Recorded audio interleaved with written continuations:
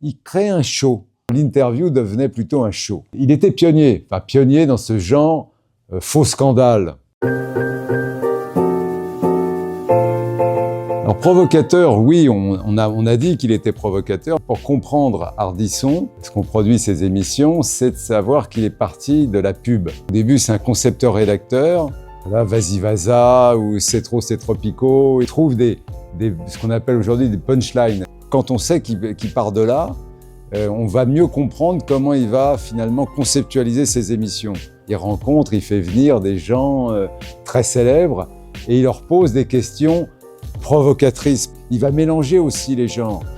Il va mélanger une grande actrice avec un chanteur, avec un acteur à la mode.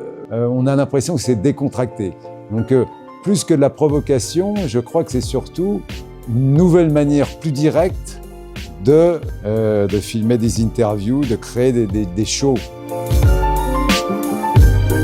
Et il se trouve que dans les années, je sais plus, 85-90, il y a, je crois que c'était un Premier ministre, Michel Rocard, qui était un homme très droit, qui avait fait une sortie en disant « Sucé n'est pas trompé ». Et lui, il s'amuse de ça.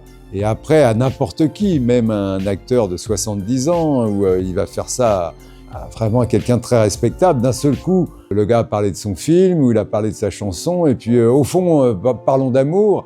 Alors, Sucé, c'est trompé ou pas? La télé était très formatée, très sérieuse quand même. En plus, il y a un décorum, il y a son costume, c'est l'homme en noir, où il joue quand même, c'est un homme qui a une gueule, hein, il est plutôt beau mec, et il joue de quelque chose. S'il est sérieux, il pose une question sérieuse, et puis d'un seul coup, il est capable de faussement déraper, parce que c'est très calculé. D'abord, effectivement, c'est comme une scène de théâtre. Lui, il peut dire des choses très sérieuses, et puis d'un seul coup, il y a le bouffon, qui est joué par Baffy, qui est un humoriste qui, lui, peut dire n'importe quoi. Il peut jouer, il peut traiter de grosse conne Sophia Loren, ou Catherine Deneuve. Il est capable de tout, et lui, fait celui, il fait « Oh non, il exagère ». Donc c'est très scénarisé quand même tout ça.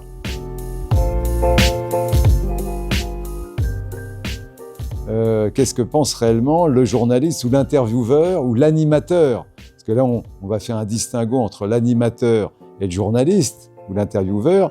Lui, il anime une émission. Alors c'est vrai que c'est passionnant parce qu'au fond, surtout pour tout le monde en parle, pendant 5 ou 10 ans, il a invité non seulement ce qu'il y avait de plus célèbre et de plus exceptionnel en France, mais il a invité aussi des stars internationales. Il crée un show. L'interview devenait plutôt un show.